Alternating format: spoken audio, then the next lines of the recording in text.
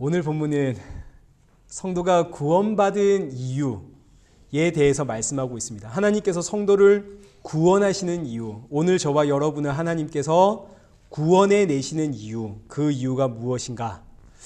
오늘 저와 여러분이 살아온 이 하루를 한번 되짚어 보십시오. 그러면 나는 얼마나 나를 위해 살아왔는지 우리 이제 깨닫게 되어집니다. 왜 짜증이 나고, 왜 화가 나고, 왜 기쁘고, 왜 즐겁고, 기분이 좋고, 감사한지 다 돌아보면 결국은 이 모든 희노애락의 주체는 누군가요? 다 납니다. 내가 좋은 일이 생기니까 기쁘고, 내가 안 좋은 일이 생기면 안 기쁘고. 지난주에 성경 공부하면서 한 청년이 이런 솔직한 이제 이야기를 했습니다. 목사님, 왜 예배 끝나고 일상생활로 돌아가면 예수님이 생각 안 나는지 모르겠어요. 일상으로 돌아가면 예수님 생각이 안 나는 게 정상입니다. 그럼 우리는 이렇게 예수님 생각도 안 하고 십자가로 갈 마음도 없고 우리는 오늘도 나를 위해서 이렇게 살아가고 있는데 하나님은 대체 왜 이런 나를 구원하시는가? 이게 오늘 본문에 대한 이야기입니다. 본문을 한번 보시죠. 44절입니다. 속담을 말하는 자마다, 에스겔 16장 44절, 속담을 말하는 자마다 내게 대하여 속담을 말하기를 어머니가 그리하면 딸도 그러하다 하리라. 자, 지금 이 말씀이 예루살렘에 대한 이야기입니다. 예루살렘을 향해서 속담이 만들어질 것인데 그 어머니의 그 딸이라는 속담이 만들어질 거라는 뜻입니다. 그 어머니의 그 딸. 벌써 어감이 좋나요, 안 좋나요? 그 어머니의 그 딸이야. 벌써 안 좋죠. 이거 안 좋은 이야기입니다. 일단 어머니가 어떤 사람인가부터 우리가 좀 알아야 되겠죠. 45절을 한번 보십시오. 45절. 너는 그 남편과 자녀를 싫어한 어머니의 딸이요. 너는 그 남편과 자녀를 싫어한 형의 동생이로다. 세상에 지금 이 어머니라고 하는 사람이 어떤 사람이냐면 남편과 자녀를 싫어하는 사람입니다. 어머니가 남편도 싫어하고 자기가 낳은 그 자녀도 싫어하고. 그럼 여기서 남편은 누구를 이야기할까요? 이건 당연히 우리 하나님을 이야기하겠죠. 예수님을 이야기하는 겁니다. 어머니는 누구를 이야기하냐면 이스라엘 민족을 이야기하는 것이고. 자, 지난주 말씀을 기억을 하십시오. 이스라엘의 역사입니다. 우리 에스겔 16장 5절과 6절 다시 한번 확인해 보시면 태어나자마자 버려진 피투성이가 되어서 죽어가는 어린 아기, 그 죽어가는 아기의 발짓을 보면서 하나님께서 너 피투성이라도 살아있으라, 너 피투성이라도 살아있으라, 하나님께서 이 아기를 불쌍해서 살려주셨습니다.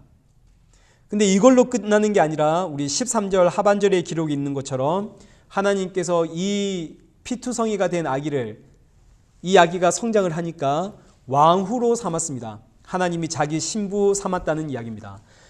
이스라엘이 하나님의 신부가 되었습니다. 그런데 하나님의 신부 이스라엘은 우리 지난주에 보았던 것처럼 하나님이 주신 그 모든 것을 가지고 전부 우상 숭배만 했습니다. 기억나시죠? 그 결과 이스라엘이 둘로 나뉘게 되어지는데 북이스라엘과 남유다로 나뉘게 됩니다. 북이스라엘은 사마리아가 그 수도이기 때문에 북이스라엘은 사마리아라고 이야기를 하고, 남유다는 그 수도가 예루살렘이기 때문에 예루살렘이라고 하는 거죠. 그래서 이스라엘을 어머니라고 표현하고 이 어머니로부터 나온 두 딸, 하나는 북이스라엘 사마리아, 하나는 남유다 예루살렘. 자, 이렇게 지금 성경이 표현하고 있는데 이걸 가지고 이제 다시 44절을 보면 이해가 되는 거죠. 어머니가 그러하니 딸도 그러하다. 여기서 어머니는 이스라엘, 딸들은 누군가요? 북이스라엘과 남유다, 사마리아와 예루살렘. 어머니 이스라엘이 남편을 싫어하고 하나님 싫어하고 자기 자녀들도 싫어했습니다. 이 하나님은 다른 말로 표현하면 예수님이 되겠죠. 예수님을 싫어하는 이스라엘. 이 이스라엘의 큰딸이 북이스라엘, 사마리아입니다. 이 북이스라엘도 어머니를 싫어하고 자기 딸도 자녀도 싫어하고. 자, 그래서 이제 이 이야기가 45절입니다. 너는 45절 말씀 보시면 여기서 너는 유다를 이야기합니다. 다른 말로 예루살렘. 예루살렘은 이스라엘의 둘째 딸이죠. 사마리아의 동생. 그래서 너는 그 남편과 자녀를 싫어한 어머니의 딸이요. 너는 그 남편과 자녀를 싫어한 형의 동생이로다. 이제 이 말씀이 이해가 되시죠? 유다, 저 예루살렘 역시 어머니의 딸이니까 이 예루살렘도 남편이신 하나님을 싫어하고 자기 자녀들을 싫어하는 자일 겁니다. 그렇죠? 그럼 이제 46절을 이제 보십시오. 46절. 내 형은 그 딸들과 함께 내 왼쪽에 거주하는 사마리아요. 지금까지 설명했던 이야기입니다. 사마리아는 북이스라엘을 이야기합니다. 이스라엘의 큰딸 사마리아. 너의 아우는 그 딸들과 함께 내 오른쪽에 거주하는 소돔이라. 여기서 소돔이 갑자기 튀어나오죠. 소돔은 이스라엘 민족이 아닙니다. 그런데 여기다가 소돔을 가지고 와서 소돔이 너의 동생이야. 이건 정말 너무너무 충격적인 이야기입니다. 여러분, 소돔이 어떤 곳인지 아십니까? 소돔이 어떤 곳인가요? 소돔 이름 잘 모르겠죠. 소돔과 고모라 어떤 곳인지 아십니까? 성경을 읽으셔야 됩니다. 특별히 우리 청년들 성경을 읽으십시다. 소돔은 너무너무 악해서, 특별히 그 동성애가 너무너무 심해서 하나님께 불심판을 받은 곳이 소돔입니다. 자, 이스라엘과 이스라엘의 두 딸, 그 사마리아와 예루살렘이 얼마나 악한지 하나님께서 소돔을 가지고 와서, 옛날에 멸망한 그 소돔을 끌고 와서는 소돔이 너희의 동생이다. 소돔이 얼마나 악한가요? 근데 그 악한 소돔이 너희의 동생이면 언니들은 얼마나 더 악하겠습니까? 지금 그 이야기를 하는 거죠. 예루살렘의 형은 사마리아, 동생은 소돔. 자, 북이스라엘의 사마리아는 금송아지를 만들어서 이 금송아지가 너희를 애굽에서 인도한 하나님이다 라고 시작한 나라입니다. 북이스라엘 사마리아는 나라가 만들어지자마자 금송아지 만들어가지고 이게 우리를 구원한 하나님이야 하고 예배를 드렸던 우상숭배의 나라입니다. 북이스라엘. 그래서 북이스라엘은 하나님께 심판을 받아서 역사 속에서 사라지죠. 소돔은 우상숭배는 말할 것도 없고 동성애가 얼마나 심했는지 하나님께서 소돔은 불로 심판해서 사라진 나라입니다. 소돔도 망했고 사마리아도 망했습니다. 그럼 형과 동생이 이렇게 하나님께 우상숭배와 동성애로 망했다면 중간에 끼어있는 이 소돔의 언니이자 사마리아의 동생인 예루살렘은 정신을 바짝 차리고 하나님 예배해야 되지 않겠습니까? 그죠? 그런데 47절 한번 보시죠. 47절. 네가 그들의 행위대로만 행하지 아니하며 그 가정한 대로만 행하지 아니하고 그것을 적게 여겨서 내 행위가 그것보다 더욱 부패하였도다. 세상에 이 유다 예루살렘은 금송아지 앞에 절했던 사마리아나 동성애로 망했던 소돔보다 비교할 수도 없을 만큼 그들의 죄를 작게 여기고 그들보다 더 악한 죄를 지었다, 이렇게 이야기를 하는 거죠. 48절. 주 여호와의 말씀이니라. 내가 나의 삶을 두고 맹세하노니 네 아우 소돔 곧 그와 그의 딸들은 너와 내 딸들의 행위 같이 행하지 아니하였느니라. 소돔은 적어도 소돔이 너처럼 행하지는 않았다, 이렇게 이야기하시는 겁니다. 자, 그러면서 이제 소돔의 그 죄들을 열거를 하나님께서 하시는데, 이제 49절 한번 보십시오. 내 아우 소돔의 죄악은 이러하니 그와 그의 딸들에게 교만함과 음식물의 풍족함과 태평함이 있으며 또 그가 가난하고 궁핍한 자를 도와주지 아니하며 거만하여 가증한 일을 내 앞에서 행하였음이라. 그러므로 내가 보고 곧 그들을 없이 하였느니라. 소돔의 죄악은 뭐냐면 교만함, 아주 교만했습니다. 그리고 풍족함에도 불구하고 가난한 자들, 궁핍한 자들을 돕지를 않았습니다. 그리고 하나님 앞에 가증한 일, 동성애를 뜻합니다. 하나님 앞에 가증한 일을 행했기 때문에 하나님께서 그들을 없앴다 이거죠. 그런데 예루살렘의 죄는 이것보다 더 악하다. 이어지는 51절은 사마리아에 대한 이야기입니다. 51절. 사마리아는 너의 죄의 절반도 범하지 아니하였느니라. 네가 그들보다 가증한 일을 심히 행하였으므로 내 모든 가증한 행위로 내 형과 아우를 의롭게 하였느니라. 세상에 금송아지 섬겼던 사마리아는 예루살렘에 비하면 그 죄가 절반도 안 된답니다. 이 유다 예루살렘이 얼마나 악했는지 소돔과 사마리아는 오히려 의롭다 하십니다. 얼마나 놀라운 이야기인가요? 그럼 이제 우리는 예루살렘이 얼마나 악한지를 좀 알아야겠죠. 우리가 그동안 예루살렘이 얼마나 악한지를 쭉 살펴보았습니다. 하나님께서 예루살렘을 악하다 할 때 예루살렘은 지금 금송아지만 없을 뿐 사실 그들의 신앙은 금송아지를 섬기는 신앙과 다를 바가 하나도 없어요. 우리가 다 살펴보았죠. 예루살렘 그 성전의 뜰에는 온 이스라엘 백성들이 모여가지고 질투를 불러일으키는 우상에게 절을 하고, 왜 질투를 불러일으킵니까? 이 우상이 하나 교회를 왔더니 우와 저 아이가 멋있는 나이키 신발을 신고 왔습니다. 커플로 너무 예뻐요. 나는 없습니다 하나님 하고 기도하고 있다는 이야기입니다. 이게 질투를 불러일으키는 우상. 그 우상에게 나의 탐욕을 위해서 누구는 저거 있는데 왜 난 이거 없어요 하고 기도했다 이거죠. 온 이스라엘 백성들이 모여서. 그리고 이스라엘의 70명의 장로들은 각양 곤충들에게 절을 하고, 제일 꼭대기에 25명의 제사장들은 태양신을 향해서 예배하더라. 그런데 이들은 전부 다 누구에게 예배하고 있나요? 하나님입니다. 이름은 하나님인데, 그들이 부르짖고 있는 자는 하나님인데 그 내용은 전부 다 뭔가요? 금송아지, 바알과 아세라. 그러면서도 그들은 우리는 하나님 앞에 예배드리고 있어 하고 사마리아와 소돔 이런 사람들을 사람 취급을 안 하더라. 너 훨씬 더 악한 자들이다 이런 이야기를 하고 있는 겁니다. 자, 그래서 이사야 1장 10절 우리 이사야 한번 찾아보십시다. 에스겔에서 앞으로 좀 가시면 이사야가 나옵니다. 968페이지.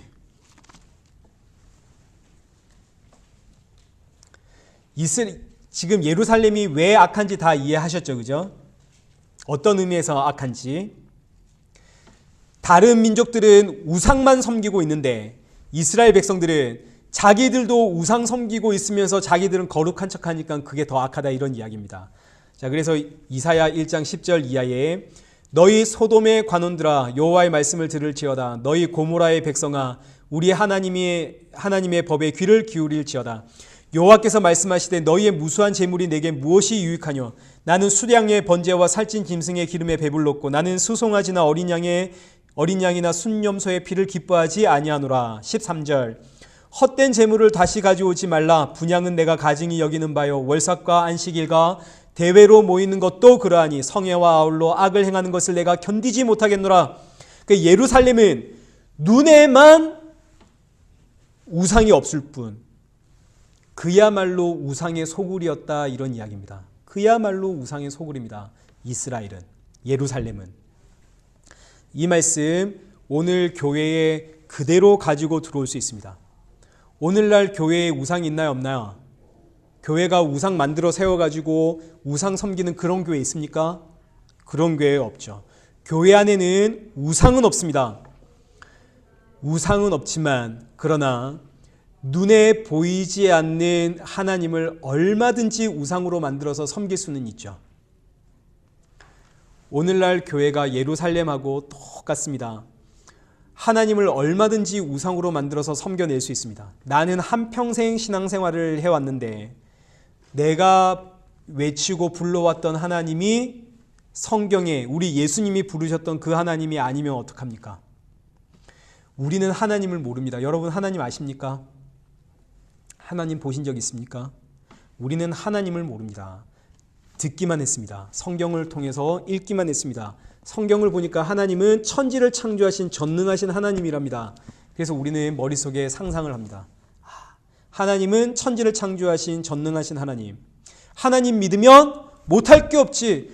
천지를 창조한 그 전능한 하나님이 나와 함께 하시면, 나를 도우시면 내가 못할 거 아무것도 없지. 얼마든지 우리는 그런 하나님 만들어내죠. 그래서 하나님은 나는 그런 하나님 아니야 하시며 이 땅에 오셨습니다. 그 오신 하나님이 누구신가요? 예수 그리스도. 우리가 믿는 하나님은 십자가에 달려 죽으심으로 구원을 완성하셨고, 십자가의 죽으심으로 창조를 완성하셨고, 십자가의 죽으심으로 안식을 완성하신 예수 그리스도입니다. 우리가 믿는 하나님은. 그래서 우리는 예수교입니다. 대한예수교 장로회. 한국에서 이야기하죠. 대한예수교 장로회. 한국교회는 대한예수교 장로회입니다. 예수교. 하나님의 교가 아니죠. 예수교. 우리는 예수님을 믿습니다. 예수교입니다. 이렇게 이야기하면 이걸 이단인가 이렇게 생각하는 사람들이 은근히 있습니다. 왜냐하면 예수교라는 말을 들어본 적이 없거든요. 교회에는 대한예수교 장로회라고 떡하니 붙여놓고 예수교라는 이야기를 들어본 적이 없어서 우린 예수교야 이러면 이단인가? 저 교회는 이단인가? 이렇게 됩니다. 얼마나 이게 심각한 문제인지 아셔야 됩니다. 하나님을 믿습니다. 하나님 믿습니다. 이러면 우리의 신앙은 경고망동해집니다. 그 하나님은 우리는 본 적도 없고 안 적도 없습니다. 하나님을 모르니까 우리는 내 마음속으로 하나님을 상상해내죠. 이건 전부 다 우상입니다. 하나님이 예수님으로 오셨습니다. 예수 그리스도를 믿게 되어지면 우리의 신앙이 완전히 밑으로 쫙 가라앉습니다. 예수님을 믿는 사람은 신앙이 가라앉습니다. 차분해집니다. 밑에 깔립니다. 왜요? 예수님은 십자가에서 죽으셨거든요. 너와 나의 죄로 인해서 예수님이 십자가에 죽으셨습니다. 너 때문에 나 때문에 이 죄 때문에 십자가에 죽으신 예수 그리스도, 그분을 내가 믿으면 감사 외에는 할 말이 없습니다. 그 십자가의 죽음을 생각하면 어떻게 하나님께 더 달라 할 수 있습니까? 뭐 맡겨놓으셨나요? 어떻게 달라 할 수 있나요? 나 같은 죄인을 구원하심에 그저 감사할 뿐이죠. 할 말이 없습니다. 교회에 예수님이 보이지 않으면 그 교회는 더 이상 교회가 아닙니다. 그건 그냥 우상 숭배의 집단입니다. 입으로는 하나님을 고백을 하지만 그 하나님은 전부 알 수 없는 하나님입니다. 하나님이라는 말 자체가 신이라는 뜻입니다. 신. 전부 우상입니다. 근데 이게 죄로 보이지 않으니까, 이게 죄라는 사실을 모르니까, 내가 지금 우상 숭배하고 있다는 사실을 모르니까 어떤 일이 일어나는가? 오늘 본문 보시죠. 56절과 57절입니다. 56절과 57절은 소돔보다 악하고 사마리아보다 악한 예루살렘의 그 죄의 한 단면을 우리에게 보여주는 내용입니다. 자, 56절부터 한번 보시죠. 네가 교만하던 때에 너의 아우 소돔을 너의 입으로 말하지도 아니하였나니 곧 너의 악이 드러나기 전이며. 자, 예루살렘이 교만할 때, 예루살렘이 교만했다는 말은 예루살렘이 자기 악을 모를 때, 예루살렘의 그 악이 드러나지 않았을 때는 예루살렘이 얼마나 교만했던지 소돔을 입에 담지도 않았답니다. 소돔이라는 말 자체가 동성애를 뜻하거든요. 소돔이라는 단어 자체가. 그 죄악된 단어를 입에 담지도 않았답니다. 예루살렘에는 성전이 있습니다. 성전에서는 하나님을 향한 예배가 올려드리고 있죠. 온 예루살렘 백성들이 성전에서 하나님 앞에 정성을 다해 예배를 드리고 있습니다. 얼마나 예배 잘 드리지 모릅니다. 근데 위에서 저 사마리아는 금송아지 갖다 놓고 우상 숭배하고 있습니다. 저 밑에 소돔은 우상 숭배의 국가입니다. 바알과 아세라를 섬기는 나라입니다. 그러니 예루살렘은 소돔과 사마리아는 사람 취급도 하지 않았습니다. 입에 담지도 않았습니다. 저들은 개다. 저들은 이성 없는 짐승들이다. 예루살렘 백성들이 하나님을 섬긴다고 얼마나 자부심에 가득 차 있었던지 사마리아와 소돔 사람들은 그 입에도 담지 않았지만 정작 이 예루살렘 백성들은 뭘 하고 있었다고요? 우상 숭배를 하고 있더라. 그들의 그 죄가 드러나기 전에는 이들이 얼마나 사마리아 사람들과 소돔 사람들을 비방했는지. 사마리아와 소돔은 결국 온 세상을 이야기하는 겁니다. 예루살렘 사람들이 죄가 뭔지를 모르니까, 자기 눈에 자기 죄가 보이지 않으니까 온 세상을 비난하고 비판하고 평가하고 손가락질하고, 그런데 죄가 보이니까, 하나님이 죄를 들춰내니까 세상에 우리만큼 추악한 죄인이 없구나. 소돔보다 사마리아보다 이 세상보다 더 악한 우상 숭배자가 나구나. 오늘날 교회가 얼마든지 예루살렘 될 수 있습니다. 얼마든지. 자기 죄를 모르니까 하나님 이야기하니까 우상 숭배하고 있다는 사실을 모르니까 교회가 밤낮 하나님께 뭐 기도하고 있는지 그 교회 가서 그 교회의 기도 내용만 들어보면 딱 알죠. 이게 예루살렘이냐 진짜 교회냐. 여러분 한번 보시면 됩니다. 세상은 자기 힘으로 노력합니다. 성공하려고. 열심히 공부를 합니다. 한 번 봐서는 시험 잘 칠 자신이 없으니까 2번 읽고 3번 봅니다. 세상은. 근데 세상에 교회에 다닌다는 사람은 뭐 기도하는 줄 아십니까? 저도 옛날엔 그렇게 기도했습니다. 하나님, 저 시간이 없어서 한 번 보는데 한번 지금 웃는 사람은 다 이렇게 기도 한번 해본 사람들입니다. 저 한 번만 봐도 다 기억나게 해 주십시오. 이렇게 기도하고 앉았습니다. 자, 그럼 이제 누가 더 악한 사람인가 보십시오. 세상 사람들 자기 힘으로 성공하기 위해서 10번씩 20번씩 책 읽으며 공부하는 사람들이 악한지, 아니면 단 한 번만 봐도 하나님 다 기억나게 해주세요 하고 기도하는 사람이 악한지, 누가 더 악한가? 지금 그 이야기하고 있는 겁니다. 근데 놀랍게도 교회는 이게 악하다는 사실을 전혀 인지하지 못합니다. 전혀. 심지어 이렇게 기도하는 것이 성도의 특권인 줄 압니다. 너무너무 기가 막힌 이야기죠. 그건 기도가 아니라 우상숭배입니다. 이런 죄가 보이지 않으니까 교회가 얼마나 잘났는지 세상에 온 세상을 정죄하고 판단합니다. 세상은 원래 성공하기 위해서 노력하고 살아갑니다. 사람들 다 그렇게 살아갑니다. 근데 교회는 이런 세상 비판하면서 자기 성공 위해서 기도하고 있습니다. 얼마나 놀랍고 얼마나 무섭나요? 세상은 뇌물 주고 뭐 성공하기 위해서 온갖 방법 쓰고 그렇게 하는 게 당연한 겁니다. 근데 교회 다니는 사람은 그런 모습들을 비난하면서 하나님, 나는 저렇게 뇌물을 하지 않겠습니다. 나는 저렇게 부정한 일 저지르지 않겠습니다. 그러니 나 도와주십시오. 이게 얼마나 악한지를 모르는 거죠. 자신의 악함은 전혀 모르고 세상만 책망하더라. 제가 한 번씩 복음 안다는 사람들을 만날 기회가 있습니다. 어디서 복음을 들었다 하시는 분들이 만나게 되는데 한 번씩 이분들의 특징이 있습니다. 기존 교회를 그렇게 비판하고 목사님들의 설교를 그렇게 비난합니다. 그래서 그분들은 교회를 잘 안 나갑니다. 단일 교회가 없다 이거죠. 단일 교회가. 죄송하지만 그분들은 진짜 복음이 뭔지를 모르는 사람들입니다. 진짜 복음이 들어온 분들은 아무 말 하지를 못합니다. 할 말이 없죠. 나 같은 죄인이 은혜로 구원받았는데 내가 무슨 말을 한단 말입니까?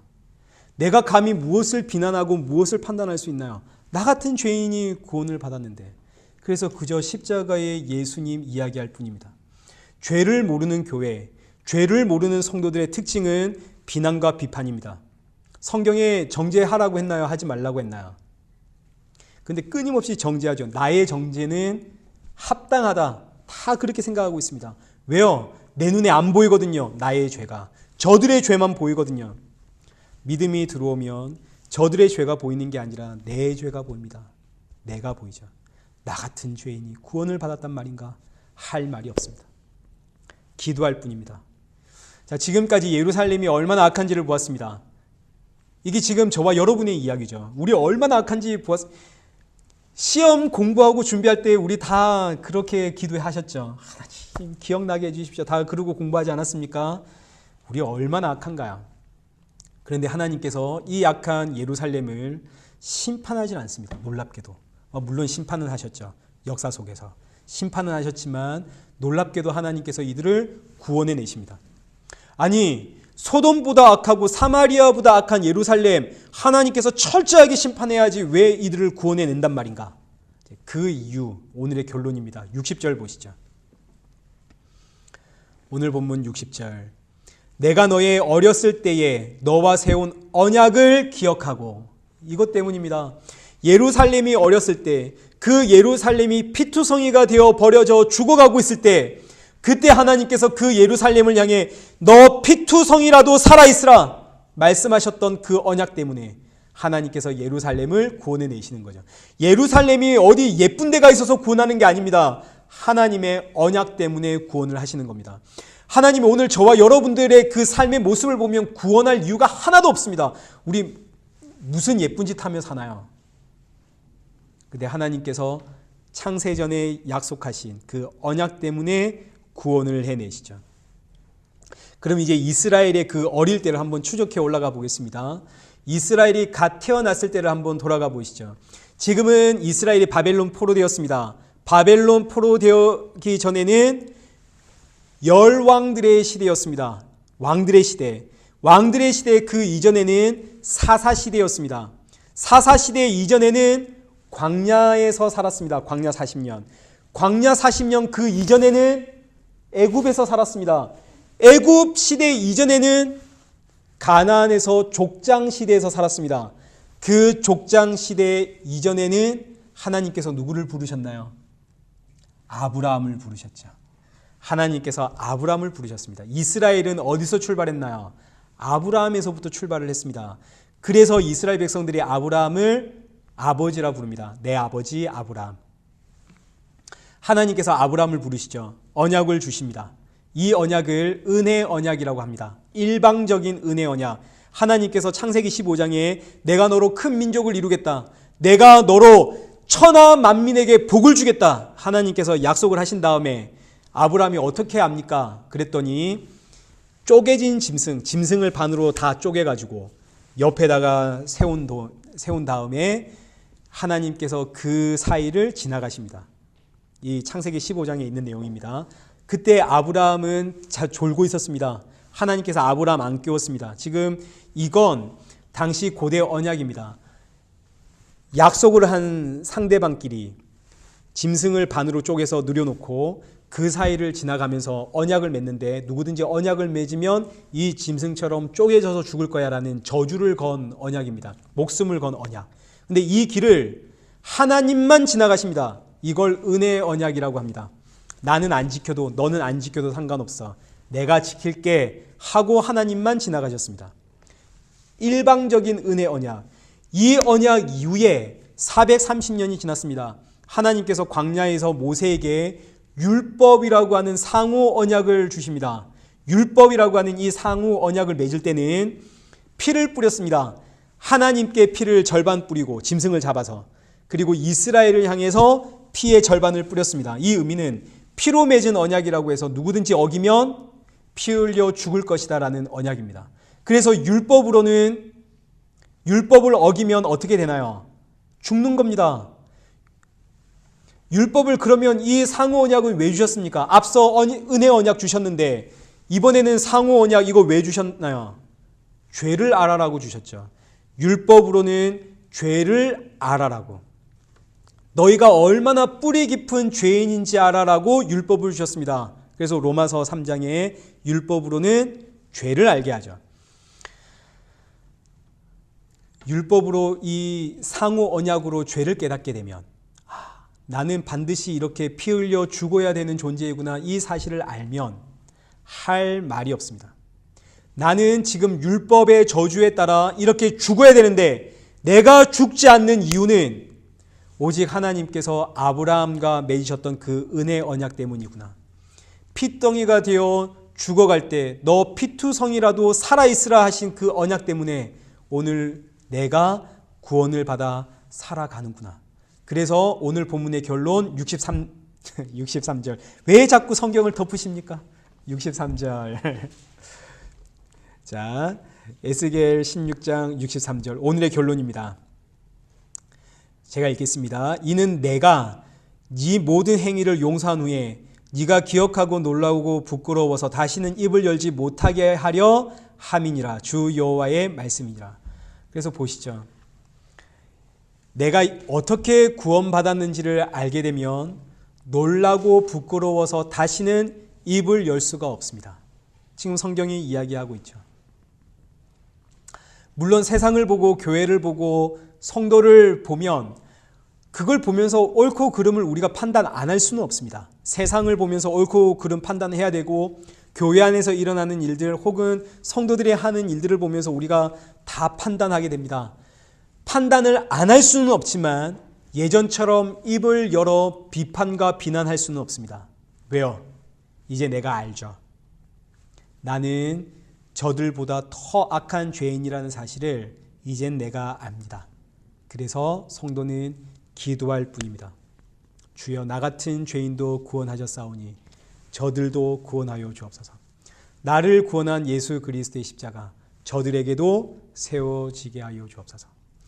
이 신앙 고백이 오늘 저와 여러분의 고백이 되기를 축원합니다.